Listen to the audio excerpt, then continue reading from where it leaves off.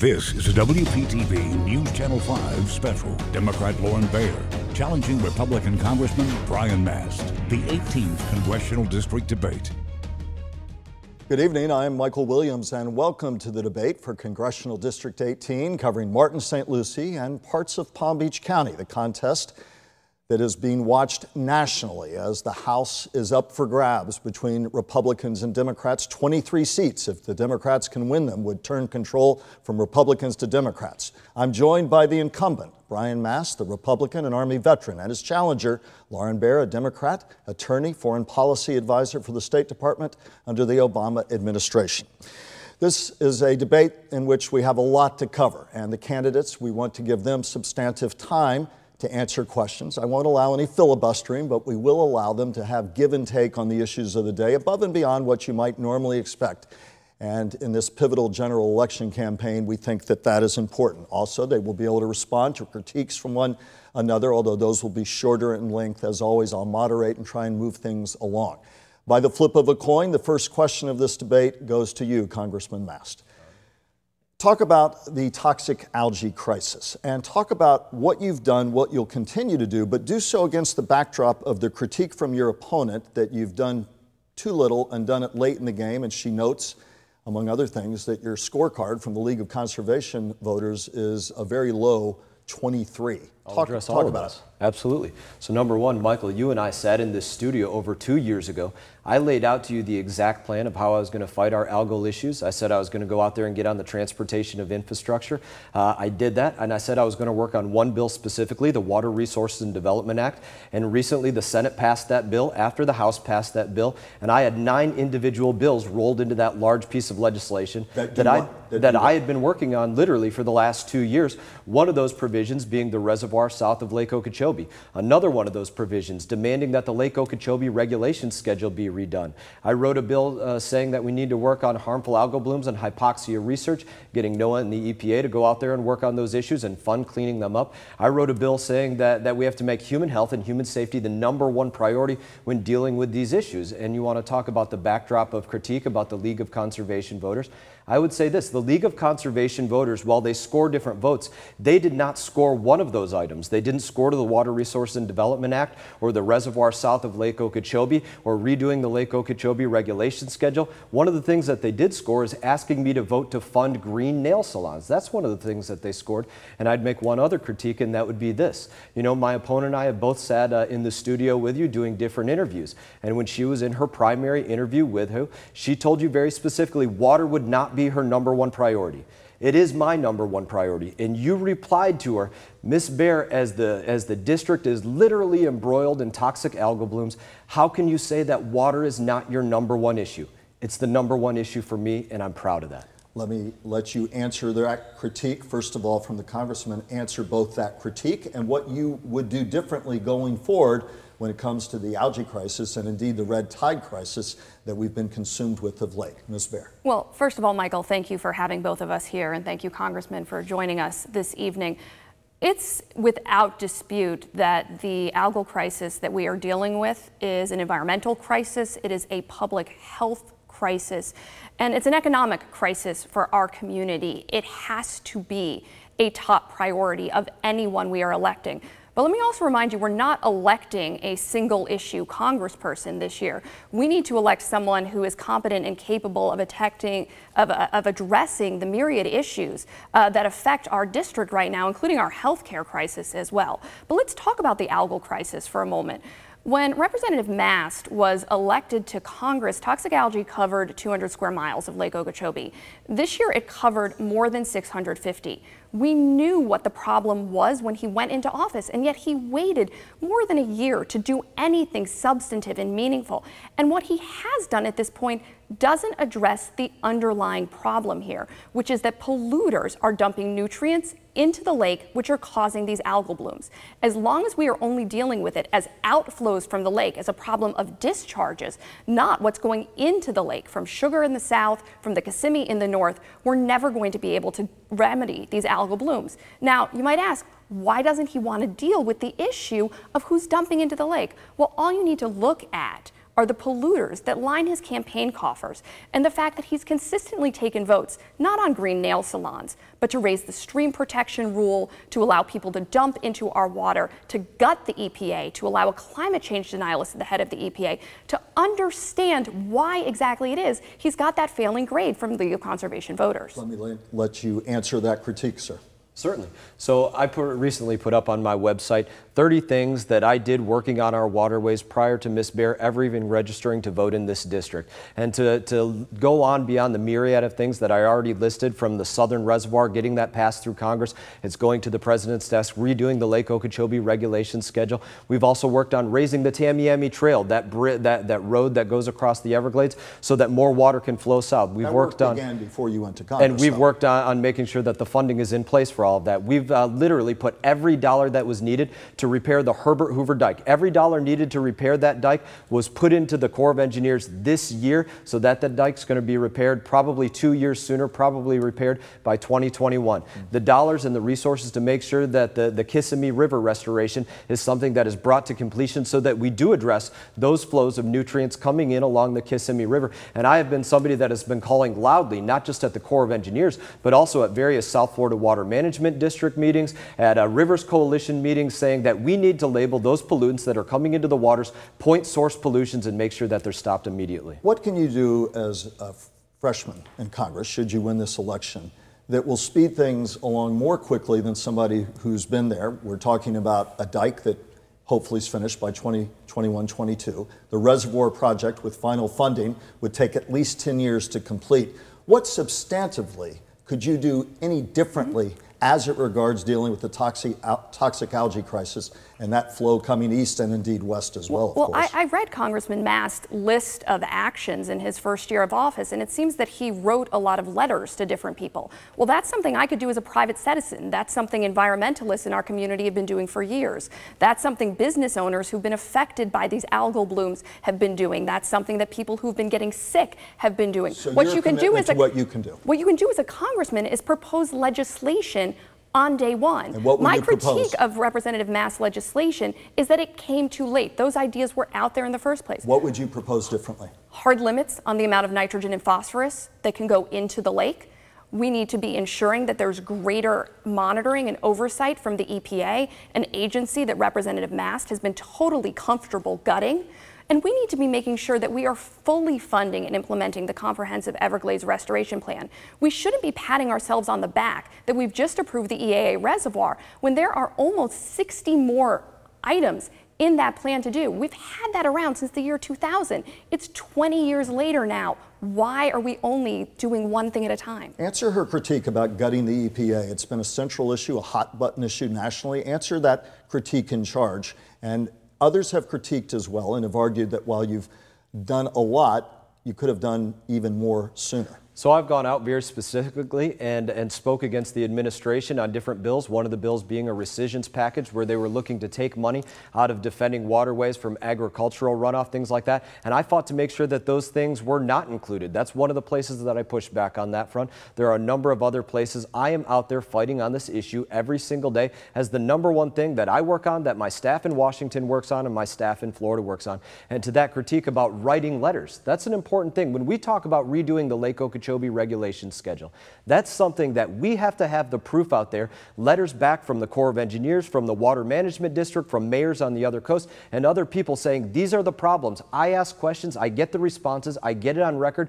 so that when we have that fight, we have all the tools that we need in place so that we can win that battle and keep those discharges from coming into our community. Briefly, very briefly on this one, do either of you take any contributions? I know the answer, but I want to put you on record from sugar or ag interest in this campaign cycle. I am the only representative in the history of representing this district that has not taken contributions from the agriculture industry and has voted against sugar subsidies. Not only do I not take money from sugar, I don't take money from any corporate PACs, because I don't believe corporate money has a role to play in our political system. And a final critique before we move on to a next key topic, which will be healthcare for you at home. But before we move on to that, answer the critique about lining your political pockets, according to your opponent, with polluter money.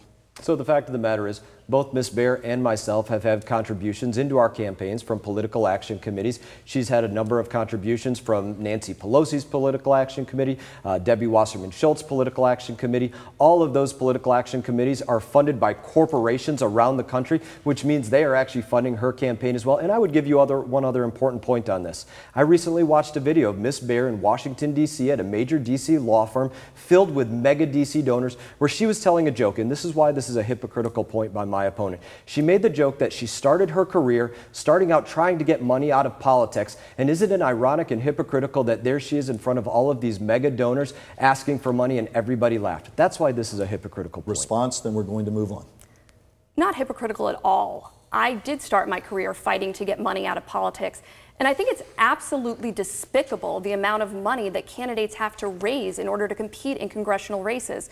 That's why I've joined a team of challengers in putting a letter that was published in the Wall Street Journal this past week saying that we'll put at the top of our agenda a reform item as a bill number 1 should we get elected. Because I think that if we're going to restore our faith in government, the people of America and the people of this district need to know that their congressperson is voting in their interests, not for special interests. I have been very, very clear throughout about the importance of campaign finance reform. We're going to wrap on the toxic algae crisis, though certainly both of you would agree we could talk about that crucial issue for many hours. But another key issue, locally, statewide, and nationally, healthcare. You've made it a centerpiece of your campaign, Ms. Baer. Talk about the Affordable Care Act, how you will try to improve upon it and to expand its reach, and within that, the critique you have had quite loudly of your opponent's record therein. Your time. Let me just be clear to everyone in this district. Healthcare is a right, not a privilege. And in the wealthiest country in the world, no individual should have to make a choice between making ends meet and getting the kind of care that they need.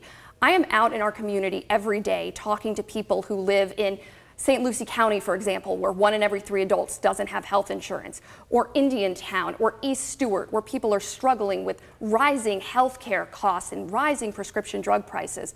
And Representative Mast, what he has done while he is in Congress is vote in a way that would strip health care from 74,000 of his own constituents, that would jeopardize care for the 272,000 people in this district with pre-existing conditions. He has voted in a way that's estimated to increase the average health care bill and insurance costs of people in this district by $3,000 per family annually. Those votes alone should be disqualifying. Your job as a representative is to represent the people in your district. And if you are taking votes that are actively harming them instead of helping them, that's disqualifying. It just is. You're talking about a study done by the Center for American Progress. We should note it's a liberal-leaning think tank that said more than 74,000 district residents could have lost their health insurance under the American Health Care Act, which was supposed to be the Republican replacement for the Affordable Care Act that you voted to get rid of. It did not happen, but you voted to get rid of it. Strong critique of your policy. What do you say to constituents in your district who are struggling with health care? What do you say to the critique from your opponent? So let's start with the critique from Ms. Baer and from the Center for American Progress. Both of them are referencing a Congressional Budget Office report dated March 13, 2017 that didn't say anybody was going to be thrown off their health care. It said very specifically that the increase in uninsured was going to be a direct result of individuals choosing not to buy plans because the Affordable Care Act, Obamacare, has literally made the price of insurance double since its inception. Now, if you want to know what I think we do going forward, when I think about insurance, I think about friends of mine that when they used to be on insurance 10 years ago, they were paying maybe $200 a month and maybe they had a $500 deductible.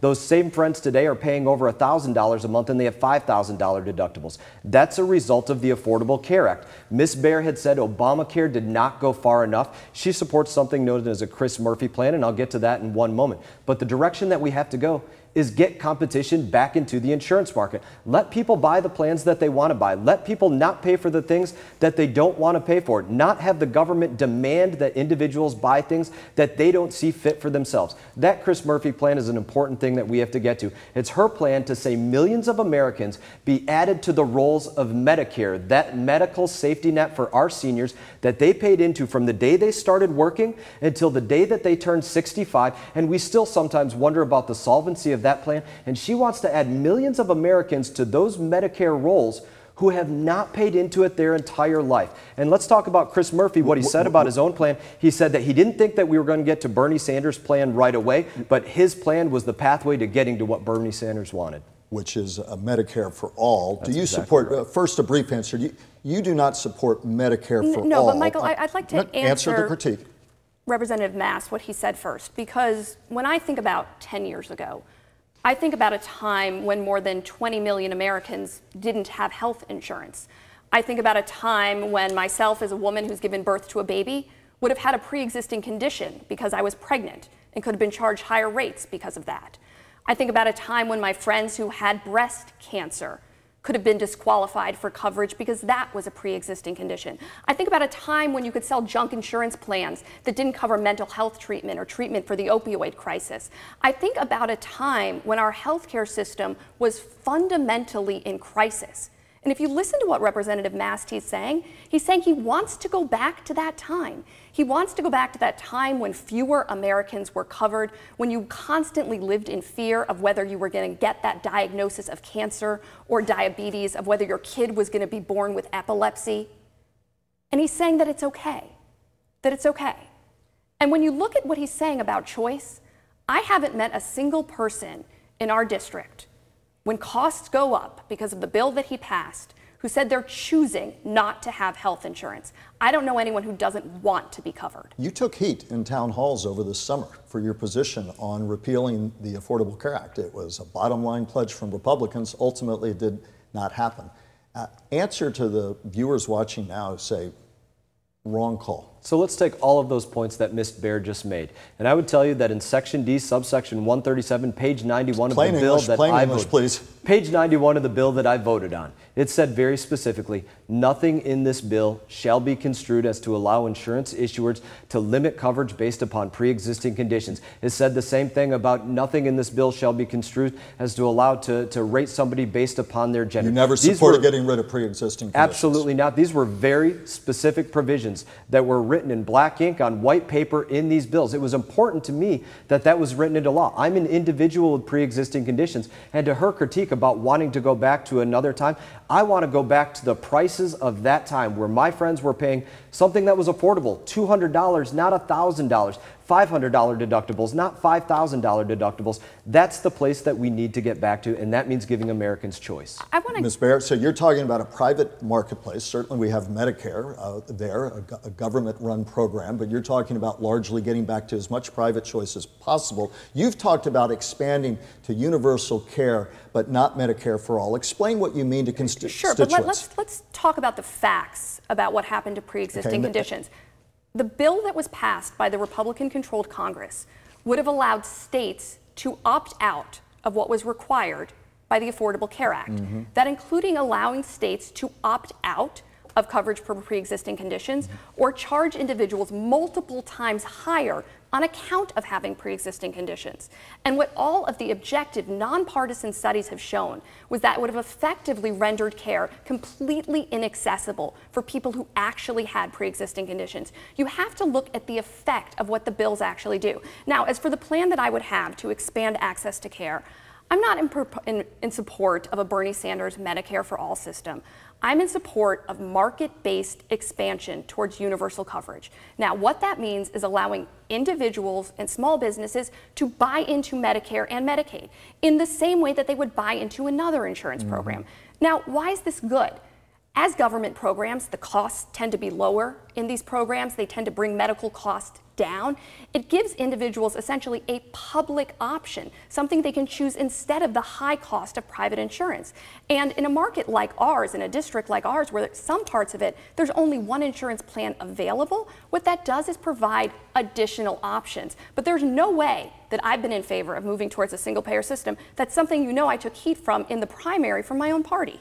What's wrong with what she's saying? So number one, she said very clearly that she wants to put millions of Americans onto the Medicare rolls that our seniors depend on. Our seniors paid into that program literally their entire working life. But if she can fund it, what's the problem? But they can't fund that. That's the reality. We're talking about a system that people paid into their entire life, and we still talk about the solvency of it. The idea is to add people that haven't paid into it their entire life, and then when their medical costs exceed what it is that they paid in, who has to pay the price for that? Our seniors have to pay the price for that. Now, like I said, let's talk about how this gets us to the Bernie Sanders plan. The author of this bill, Chris Murphy, said very specifically in his own interviews that he didn't think he could get to the Bernie Sanders plan right away, but this was his highway to getting to the Bernie Sanders plan. Every original co-sponsor of the Chris Murphy bill was an original co-sponsor of the Bernie Sanders healthcare Medicare for All plan. This is the pathway to getting to Medicare for all. We have to go to break, but I'll give you 20 seconds. He can say whatever he wants about what Chris Murphy said. I'm going to tell you what I'm saying right here, which is that I'm in support of a plan that would allow Chris Murphy, by the way, for those of you at home, individuals and small businesses to buy into Medicare and Medicaid. That's not adding anyone to the rolls. That's allowing individuals to put their dollars towards these programs, buying that insurance. His critique is simply not valid. Algae healthcare, two of the central issues of this campaign, and we will continue on other topics important to this race that is being watched nationally. All that and more when we come back. Please stay with us.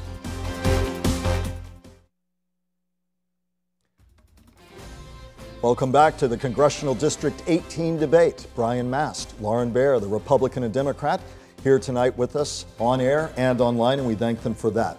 Before we move into other topics, your positions are well known, but I do want to briefly ask for any of you who may not be aware, watching, Brightline. You've been strongly opposed. Briefly, why? From both of you. Certainly. There are a number of safety concerns. There are a number of convenience concerns around the community.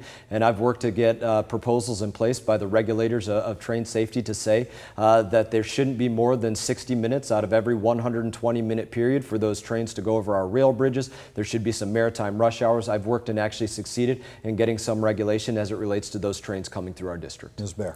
I've been very clear about this from the start. This train doesn't go through the Treasure Coast unless it's safe and actually benefits our community. I want to talk about some other topics, and I know you've all talked on the campaign trail a great deal about Brightline, but given limited time, I want to move on to other topics that many have argued in the last few weeks become the litmus test for 2018 and perhaps 2020. First, we're talking about Brett Kavanaugh and the polarizing debate nationally that ultimately led to his seat on the U.S. Supreme Court. Already, some have argued in Democratic circles that should they win the House, they need 23 seats, including this one, to do it. They'll put impeachment on the table. And a New York Times reporter said, "Don't kid yourself," recently. He said that also, should Democrats win the House, Donald Trump and impeachment there will be a topic that will immediately be brought to the forefront. First, on Brett Kavanaugh, your take on what happened recently, and would you support a call for impeachment of Brett Kavanaugh, Ms. Baer, should you be elected to the House, and should the Democrats win control of that House? So I look at this issue with my lawyer hat on. And as a lawyer, I know that the reason we have faith in our Supreme Court to adjudicate the most controversial cases in our country is because the court is seen as being above politics. Now, I don't know anyone who could have watched the Kavanaugh hearings take place earlier a few weeks ago and believe, after watching that our court is still above politics. And that's problematic, because when we don't have faith in our Supreme Court as being impartial, as being able to fairly judge claims, that starts to erode at our democracy. Now, I also look at this as a woman, frankly, as a woman who, unfortunately, like I think every woman out there, knows people, women in her life, who have been subject to harassment, sexual violence, discrimination in school or in the workplace or in the halls of government. And as a woman, I look at the spectacle that became of that hearing, where credible allegations were brought forth by someone, and it seemed that the Republican-controlled Senate Judiciary Committee was more concerned with rushing to a conclusion and a confirmation than fully getting at the truth. And I understand why so many women are disappointed in the result of that, when disappointment means a lifetime of making decisions about things like women's reproductive health. Now, as for your question on impeachment, again, looking at this as a lawyer, I don't rush to impeachment for anything. I haven't seen facts that would seem to warrant that. Do you rule it out, though? I don't rule anything out until there are investigations. I'm a process person. Would you resist pressure? There's a quote that, this is the quote, a well-known Democratic strategist said the only question, should Democrats regain control of the House, is who calls for impeachment first. Would you be able to resist that call? Well, I never trust well-known strategists of either party who don't give their name. What I will say is that I'm not going to impeach anyone in any circumstance in which there hasn't been an investigation proving grounds for impeachment. And that stands for Brett Kavanaugh, and that stands for Donald Trump. Let me add, Louis Gutierrez, Democrat of Illinois, and Ted Lieu, Democrat of California, have put their names, at least flirting with the idea. Your response to Ms. Baer's comments and to the furor over the Brett Kavanaugh nomination and ultimately his seating on the United States Supreme Court. So first, what Ms. Baer said about the court's supposed to be above politics. When we have a confirmation process where those that are going out there looking to confirm somebody going to the Supreme Court are playing politics right from the very beginning, that's not hyperbole. Chuck Schumer saying within 30 minutes of these names being announced that he will oppose the nominee with everything that he has without even vetting the individual, knowing anything about it, reading FBI reports that had come out on this individual from other proceedings as Brett Kavanaugh was with different administrations. Having never looked at that, it already became political.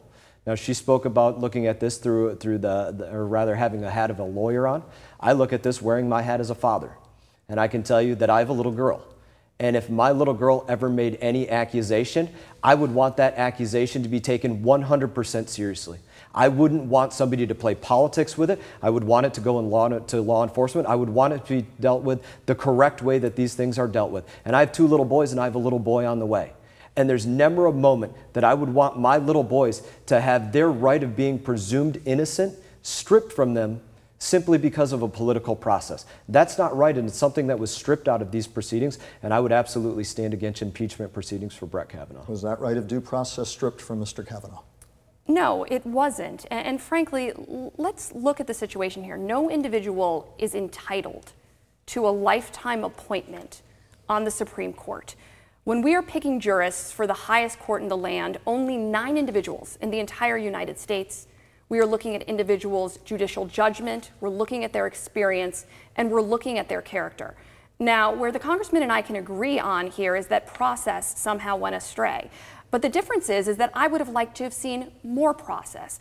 I would have liked to have seen a lengthier investigation to fully air and get to the bottom of these allegations that were raised. I think we all could have had a little bit of more faith in the process if that had happened. But instead, what we saw was a rush to confirmation before the midterm elections. And the notion that somehow the Democratic Party is playing politics with the Supreme Court when the Republican Party held the nomination and any kind of hearing for Merrick Garland without precedent for more than a year, it's simply unfathomable to me. President Trump, this is what the White House correspondent for the New York Times said just recently. While Democrats are largely ducking the topic on the campaign trail, few in Washington doubt impeachment will be on the table if they win the House November 6th. They need 23 seats to do so, as we've said to you at home, including this one, should you go on to win that seat, Ms. Baer. If that happens, the correspondent says, anyone who thought the battle over Justice Kavanaugh's confirmation was ugly and divisive should buckle up. I have no doubt that were Democrats to win the House, impeachment proceedings would be on the table, although they absolutely should not be.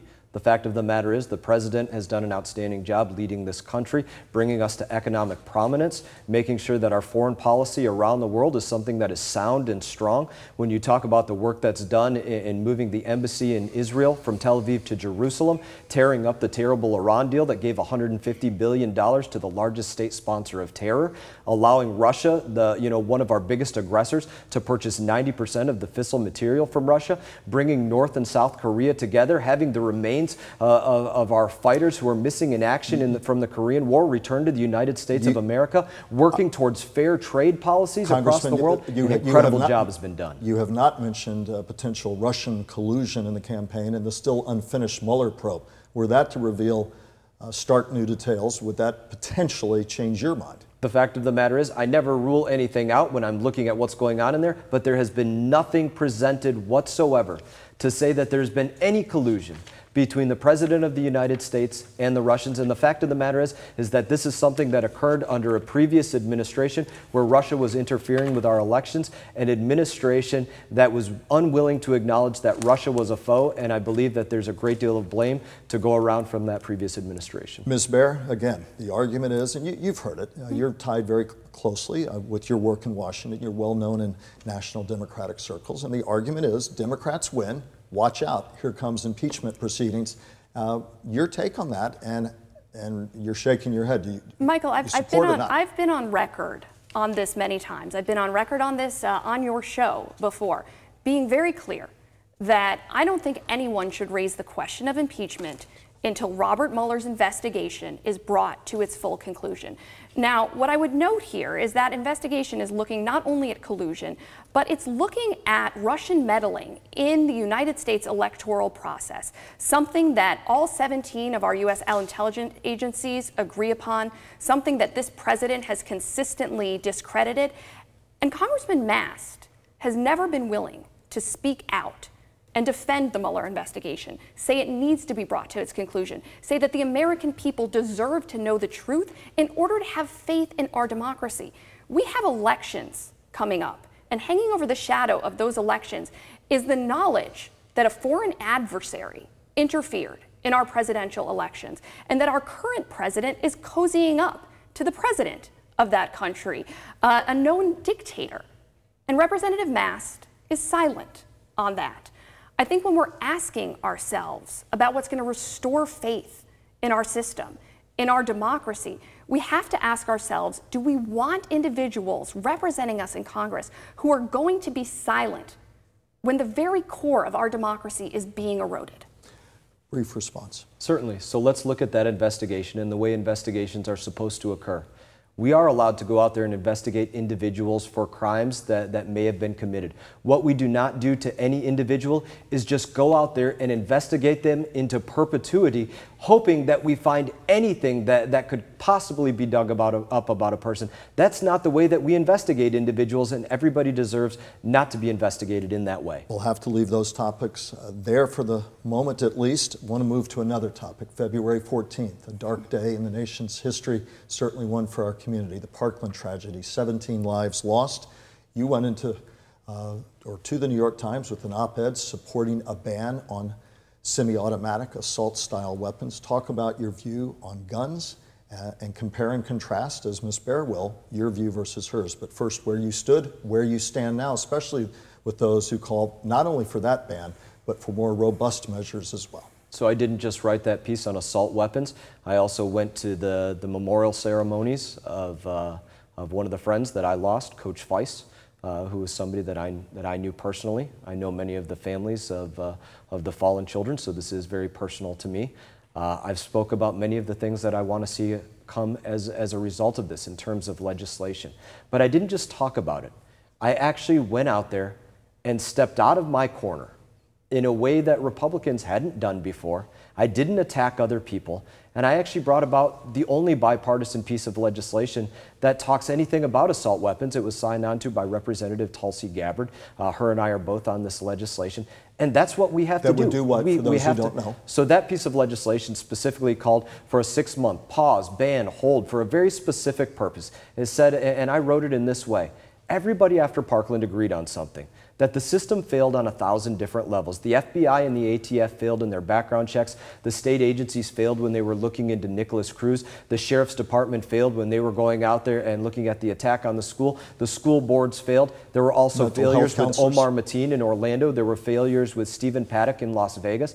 And so my point in getting out there on this was saying, if everybody agrees that the system failed on 1,000 different levels, then how do we not pause, come together, address this issue within the confines of the Second Amendment and say what can happen, what needs to happen, look at people with mental illness, look at drug testing, look at background checks on all sales, look at all of these things, but come back to the American people with what needs to happen. Ms. Baer, you've said not enough. Talk about your policy. You've heard what the Congressman had to say, your concerns or criticisms if you have them therein, but also what you think needs to be done in this debate that seems to be ongoing and never ending.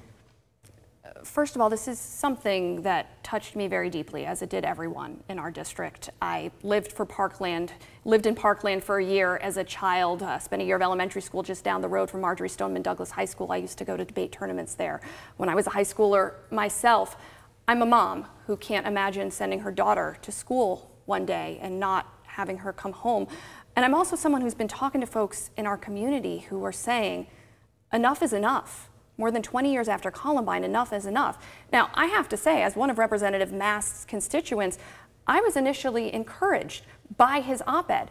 But what's been disappointing is the lack of follow-through, because it's been yet another example of Representative Mast saying one thing to his constituents and then doing something else in Washington. This bill that he proposed, this 60-day temporary pause, it's been more than 200 days.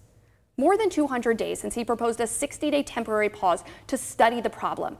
Countless, dozens of individuals have died across our country. And I ask, why didn't he just propose legislation that would do what he said he wanted to do in the first place? I'm going to let you get weapons of war off our streets. I'm going to let you answer that, but how far above and beyond what he did suggest, however much it may be languishing in committee, how much farther do you want to go with gun control?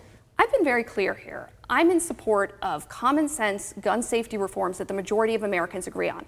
I think we should have universal background checks. I think we should keep guns out of the hands of abusers, domestic abusers, and the mentally ill. I think we should be banning bump stocks. I think that we should be getting weapons of war off our streets. Now, as with Congressman Mast, I agree that we should not be confiscating guns from their current owners, because I believe in individuals' Second Amendment rights. What I disagree with Congressman Mast is he said he wanted to get assault weapons off our streets, but that didn't co-sponsor legislation that would do exactly that. He wanted a temporary pause to study the problem.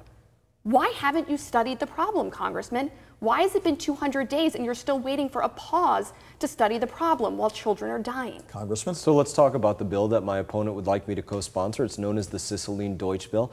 And while I have come out of my corner and been willing to work without attacking other people, the most important part about that piece of legislation and why it's not good bill legislation, why it's totally partisan legislation, is that bill calls for a ban on the sales of all semi-automatic firearms through this. It says that any firearm that uses its own energy to chamber another round would be literally not allowed for future sales. That's essentially all semi-automatic weapons.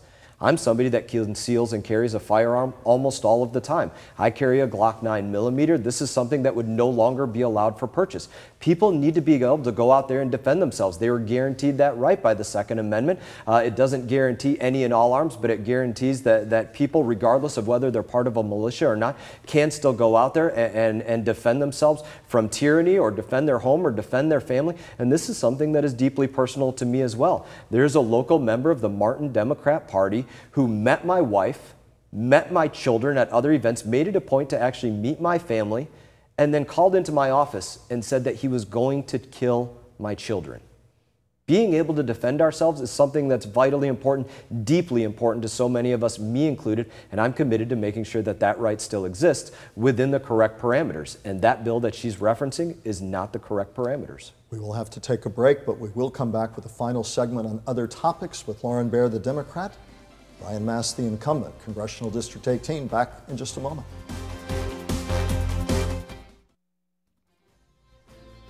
Welcome back to the debate for Congressional District 18, covering Martin, St. Lucie, and parts of Palm Beach County. Again, a nationally watched race in the fight to have, retain, or regain control of the U.S. House of Representatives. Brian Mast, Lauren Baer here. We thank you so much for being with us this night. I had a viewer ask me earlier today on Facebook Live, said, ask him about taxes. And it put me to mind of the fact that in 2010, the Tea Party, all candidates were talking about then was the burgeoning federal debt, which doubled under the Obama administration, with trillion-dollar deficits now is over $21 trillion. Medicare, Social Security, and defense are the lion's share of each year's budget, more than $1 trillion each for Medicare and Social Security. Many argue that without either a combination of tax increases and benefit cuts, we're going to continue to run this nation into debt oblivion for your children, my children, and our grandchildren. Do you support a tax increase and benefit cuts to start reining in this national debt? A brief response, because I haven't heard either one of you talk about the $21 trillion debt this entire cycle. So this is something I've worked on during my time in Congress, but to talk about the tax cuts that we signed into law, this is something that has the economy booming. 4% GDP growth, quarter over quarter. President Obama never thought we'd get to 3% GDP growth again. This is one of the ways that we energize the economy. We get more people paying into the payroll taxes, matters for Social Security, matters for Medicare. Let's talk about the work that I've done to spend less. I voted against a $1.4 trillion omnibus spending bill. Recently, we had something known as the agriculture bill, where we were working to rein in the entitlement of the SNAP program for individuals that were able-bodied, age 18 to 59, that should be out there working, that were instead collecting these programs. It became very partisan, but that was one of the important ways we worked on cutting spending. Nonpartisan economists agree, though, unless you're willing to tackle the growth of entitlements, Social Security and Medicare,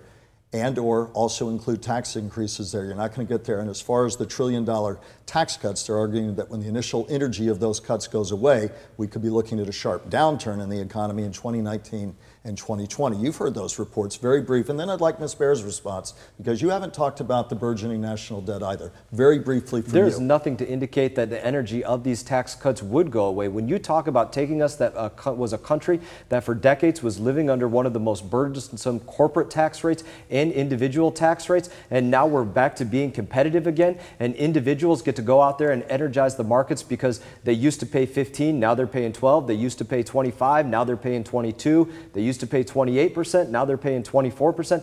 This energizes the economy. It's not coming to an end anytime soon. No tax hikes as long as you're there. That's right.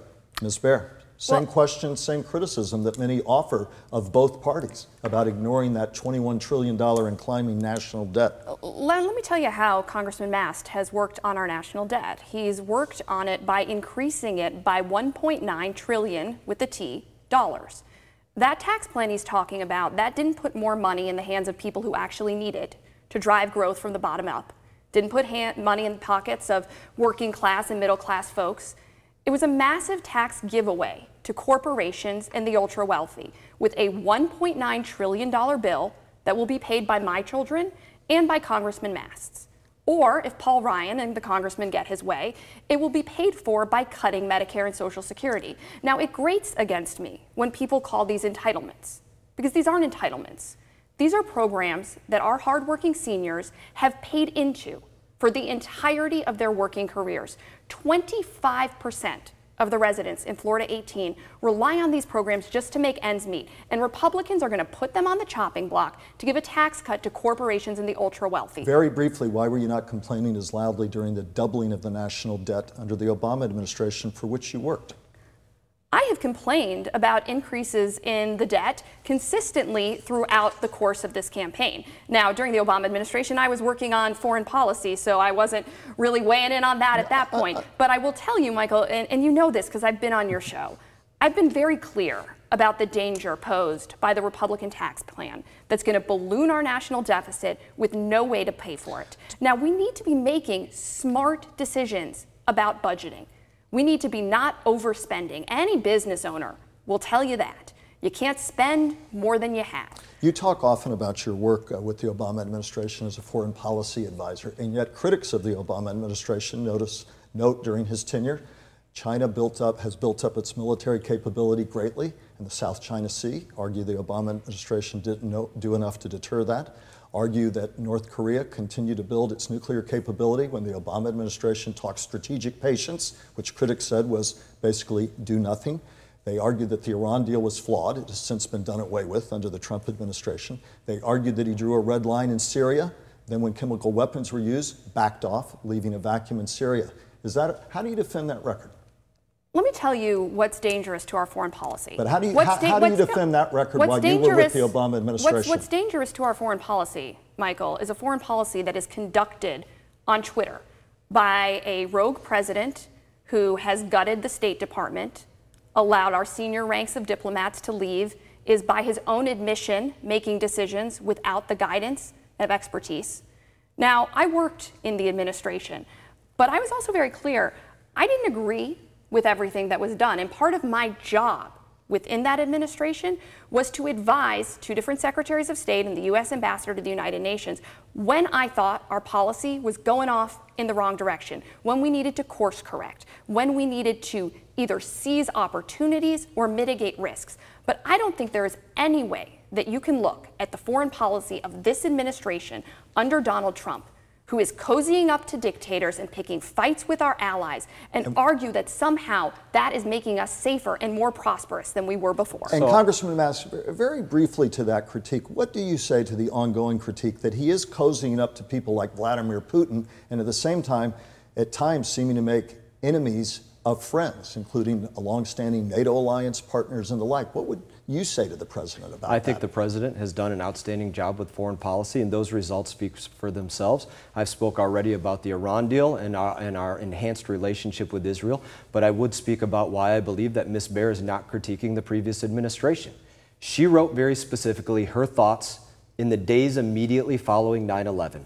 And the thesis of her article that she wrote while sitting at Harvard was that, well, we ask the world to ardently preserve our historic and symbolic values, that America must live up to its shameful history of not standing up for those values itself.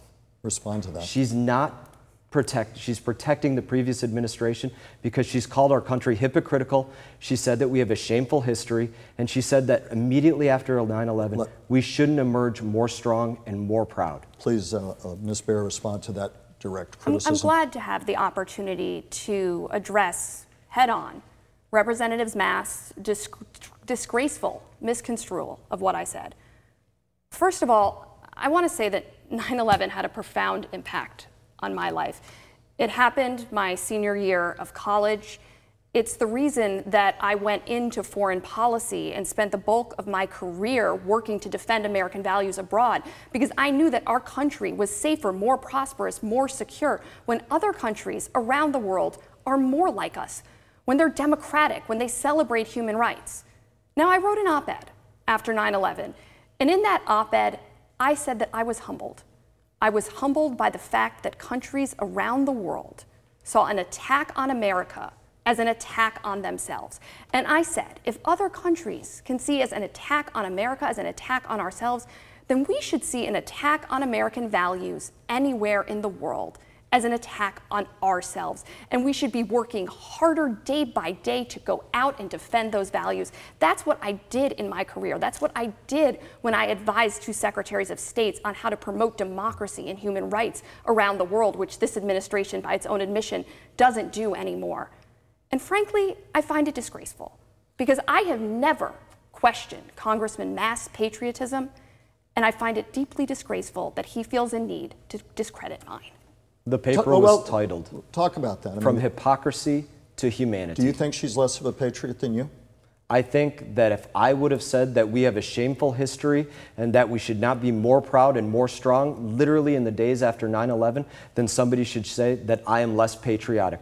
I would encourage you, Ms. Baer, to go to one of the honor flight ceremonies where our World War II veterans, our Korean War veterans, our Vietnam veterans are coming home, and tell them that they haven't stood up for American values. I would encourage you to go out there and speak to people in our community. Friends of mine that served in Somalia, that went out there and lost Army Rangers and Delta operators and Black Hawk pilots, and tell them that they didn't stand up for American values, because that's what you wrote in your op-ed. You said we were hypocritical and we weren't standing up for our values. I need to give you 30 seconds to respond, and then I want to move to closing, so I don't mean to interrupt, and I think we've worked hard not to, but we're running out of time, unfortunately. Brief response, then closes. I would invite anyone who wants to read the op-ed I wrote in full.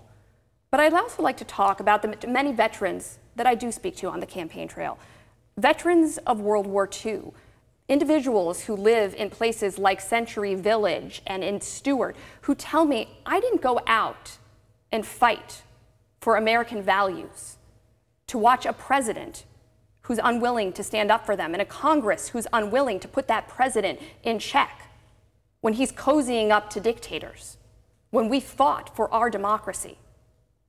My entire career has been built on defending American values, and I will do that to my dying day. That is why I am running for this seat. We must leave the issue debate there. I know there's many things you at home, whether it's immigration or the brouhaha going on with Saudi Arabia right now. We'll have to leave those for another day, but we hope we've helped you form some better idea to compare and contrast, and we'd like to give you 45 seconds to a minute, no more than that, Congressman Mast, for your closing argument to the constituents of District 18. Look, a lot of people know what happened to me when I was injured in Afghanistan. Let me tell you something that happened after. I woke up in a hospital bed. I had tubes down my throat, tubes down my nose. My hand was sewn to myself. I had vacuums on all the end of my limbs. And I went from being somebody that could literally do nothing. I couldn't roll out of bed if I wanted to. I couldn't feed myself, to somebody that has the honor of representing the most beautiful community that I've ever been a part of. And that happened because of the amazing country that we're a part of. Those 50 stars, those 13 red and white stripes that we sit under every single day, that's the opportunity that this country provides. And I'm committed every single day that I sit as the representative of this district to make sure that every single person has the opportunity to become whatever it is that they want to become. That's my commitment every day. And Lauren Baer, the Democratic challenger, your closing argument to the voters of Congressional District 18. Well, thank you, Michael. And I first want to say to the Congressman, I salute your record of service. But this election is about the Congressman's record in Washington, a record that has been consistent in voting for special interest, not the interest of his own constituents, a record that has been replete with examples of him saying one thing in district and then voting the other way. I look at how Congressman Mast has behaved over the last year and a half, and I understand why people are disappointed in our system. When you send someone to Congress and they vote to take away your health care, when they vote to put Medicare and Social Security on the chopping block and or increase the national deficit by $1.9 trillion, you might ask yourself, is this person voting for me? I think we can and should expect more out of Congress, and I hope to earn your trust and your vote. Lauren Baer, Democratic challenger in Congressional District 18, and the incumbent Brian Mast, we thank you both for taking time to illuminate your views before the voters of the district covering Martin, St. Lucie, and parts of Palm Beach County. Again, a nationally watched race in the fight for control of the U.S. House of Representatives. And as always, thanking you for watching tonight as you prepare to make your vote in the critical midterm elections. I'm Michael Williams. On behalf of all of us at WPTV News Channel 5, I wish you a good evening.